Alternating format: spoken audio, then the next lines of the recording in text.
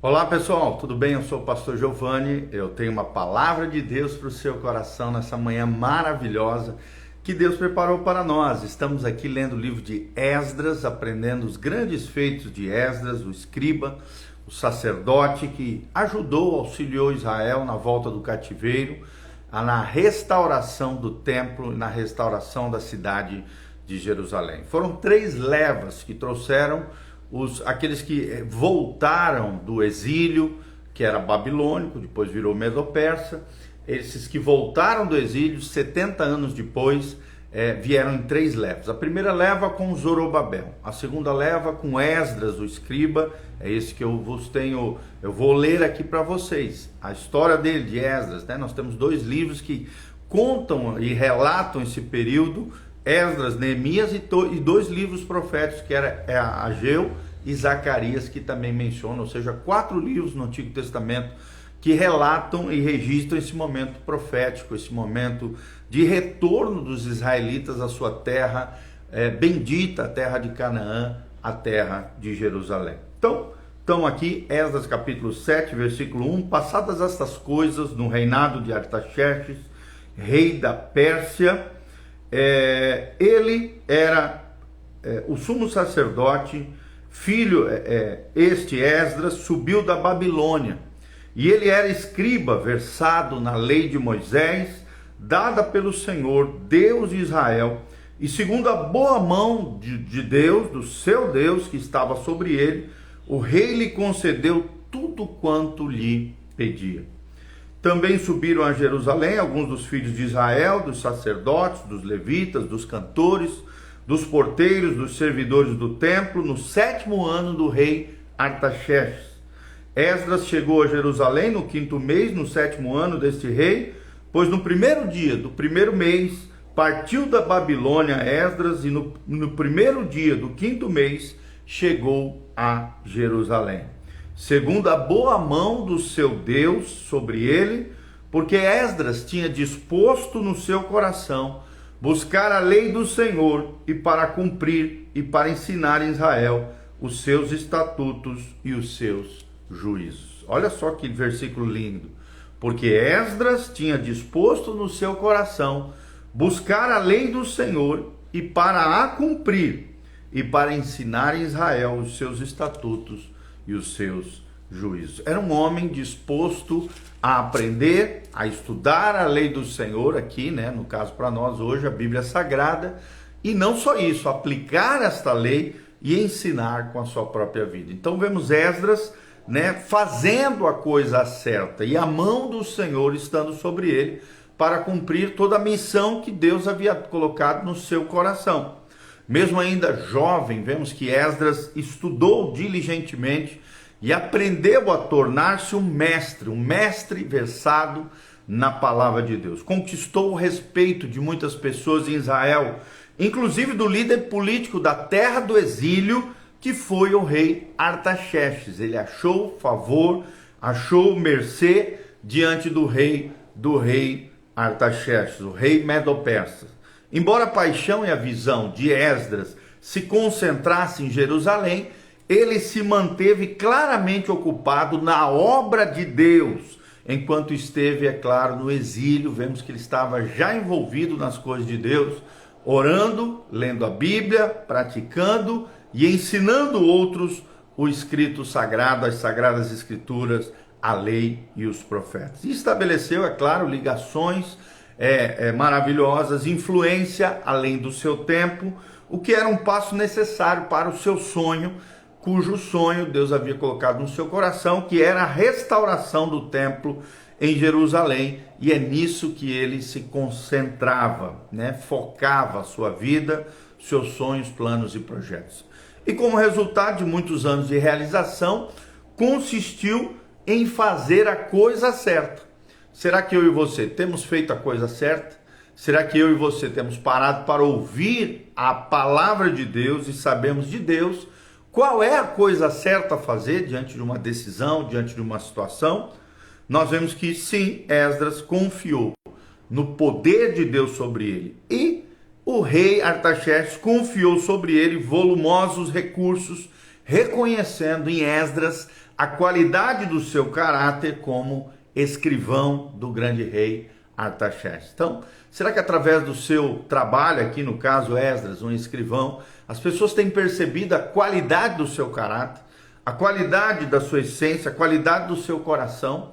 E é interessante que o rei providenciou tudo quanto Esdras necessitava para realizar a tarefa, que era a reconstrução de Jerusalém. Esdras liderou muitas pessoas, muitos israelitas, nesse retorno a Jerusalém, durante esse tempo de restauração. E como líder espiritual, Esdras tinha preparado, estudado e se ligado com muitos judeus comuns que ali estavam no cativeiro. E a sua grande influência inspirou muitos para que o seguissem a Jerusalém. Esdras não fez uso do seu poder, da sua posição, do seu intelecto, da sua influência para obter benefícios próprios. Mas o que ele tinha no seu coração era cumprir a sua vocação, a sua missão, o seu chamamento de Deus, que era restaurar Jerusalém, a sua terra bendita, a terra da promessa. Quando Esdras então chegou a Jerusalém, descobriu um remanescente de judeus que tinham desobedecido a Deus e contaminado a linhagem do povo.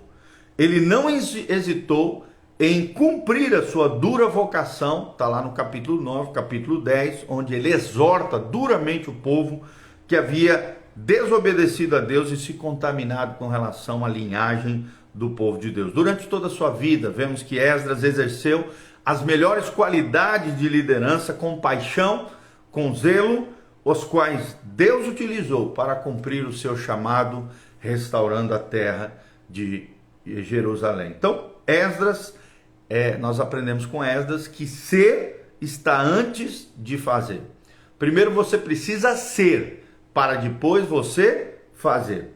Por conta do decreto aqui de Artaxerxes, Esdras viajou da Babilônia para Jerusalém, como nós lemos aqui em Esdras 7, de 1 a 10. Como sacerdote, sentiu-se comprometido a estabelecer as prioridades espirituais dentre o seu povo, especialmente no que dizia a respeito da reconstrução do novo templo. Um versículo que reflete aqui o coração do grande líder, plenamente comprometido com a Missio Dei, a missão de Deus, é que Esdras tinha disposto o seu coração em buscar a lei do Senhor para cumprir e para ensinar a Israel os seus estatutos e os seus juízos. Esdras capítulo 7, versículo 10. Será que você percebe a ordem das prioridades da liderança de Esdras?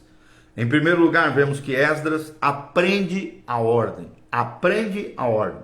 Ou seja, Esdras estudou e descobriu por si a verdade. Estudando a lei do Senhor, os mandamentos do Senhor, a palavra de Deus estava na sua boca, mas também no seu coração. Segundo lugar, vimos que ele vivia a ordem divina. Vivia a ordem divina. Esdras praticou e aplicou na sua própria vida o que havia aprendido, porque ele vivia os mandamentos do Senhor, a lei do Senhor, era o seu deleite, era o seu prazer. Terceiro lugar, ele emprestou, ele empreste a ordem, ele emprestou a ordem, ou seja, ensinou, passou adiante a outros aquilo que ele havia abraçado da parte de Deus, aquilo que ele havia aprendido através da lei do Senhor e dos mandamentos. Líderes de sucesso devem aprender a seguir o modelo de Esdras. Dwight L. Moody, o grande pregador norte-americano, disse que a maior tragédia da sua época foi que líderes cristãos tentavam transmitir uma verdade que não viviam.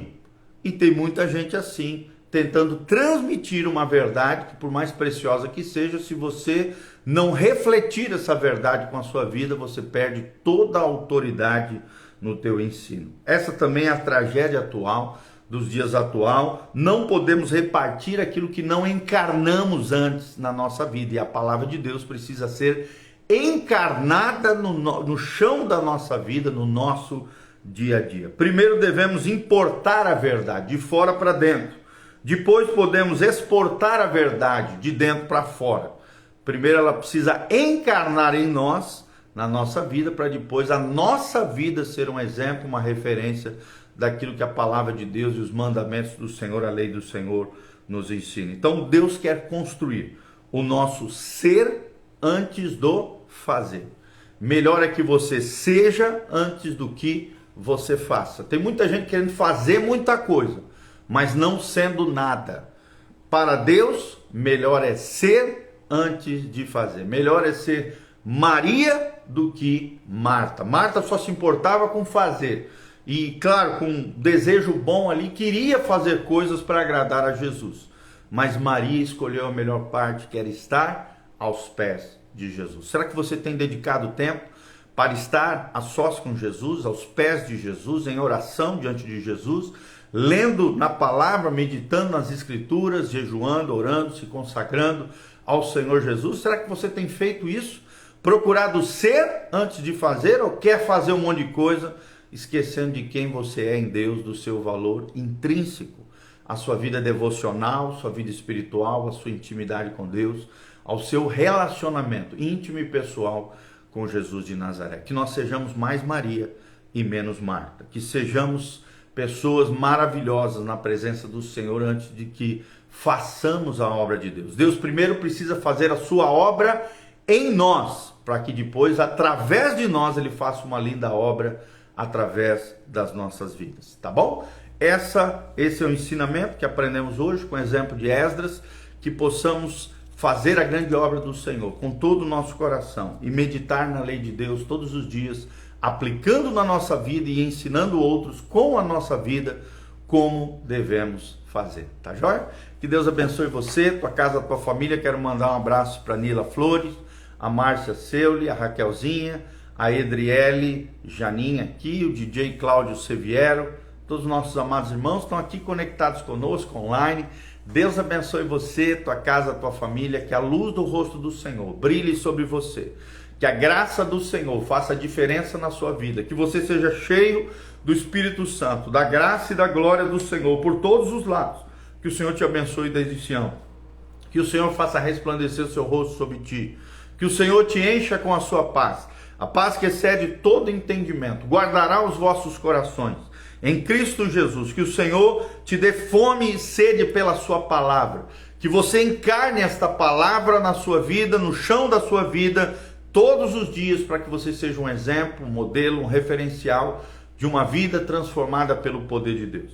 E que possamos ensinar outros com maturidade, graça, unção e bênção a palavra de Deus, a fim de que outras pessoas possam experimentar aquilo que nós temos experimentado na presença do nosso Deus. Que você tenha um dia abençoado em nome de Jesus. Aqui no link de descrição tem todas as informações para que você contribua conosco. Eu te incentivo, se levante como um cooperador fiel nessa obra linda que Deus está fazendo. Você pode abençoar esse ministério através das informações que estão aqui. Também tem as nossas redes sociais, horário de culto.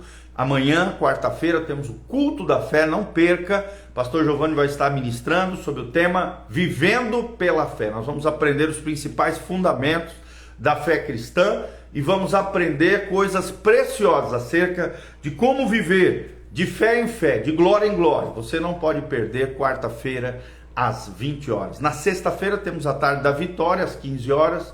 À noite, o culto da juventude, às 20 horas. E no domingo, 2 cultos, às 9 horas da manhã e às 19 horas, na Doutor Camargo, 4555, aqui no centro de Umuarama, Paraná. Eu sou o pastor Giovanni. As nossas redes sociais é bem fácil: Instagram, YouTube, Facebook, Igreja Casa na Rocha, ou então o Instagram, o YouTube do pastor Giovanni. Aperta aqui no joinha, aperta no sininho, siga o nosso canal, deixe seus comentários de onde você está nos assistindo, o que Deus falou com você, qualquer testemunho, qualquer coisa que você quiser escrever para nós, interaja conosco aqui nos comentários, e no link de descrição tem todas as informações nossas. Nós agradecemos por você estar conectado conosco. Aperta aqui no aviãozinho, compartilhe através das suas redes sociais, seja uma ponte de amor em favor de outras pessoas, e que Deus abençoe você, tua casa, tua família, um dia abençoado em o nome de Jesus. Amém e amém.